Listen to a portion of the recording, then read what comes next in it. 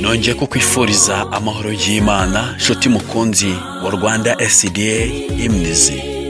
Dutegereje gutunguka ku bicu k'umwami wacu Yesu Kristo, aho tuzaririmba indirimbo zidasanzwe, indirimbo zo guhimbaza Imana. Ni indirimbo buri muntu wese atarasobanukirwa, indirimbo buri muntu wese ataramenya, ariko icy'ingenzi nuko imibereho yanjye n'imibereho yawe byose bikwiriye gutunganywa na Yesu Kristo. Dukwiriye kwiga kwizera Yesu Kristo. Ndakwifuriza ngo ubwo Yesu agiye gutunguka ku bicu, njyewe nawe twitegure kuzaririmba indirimbo ubwo tuzaba tumusanganira. Imana iguhe umugisha. Yari Jacques Labec.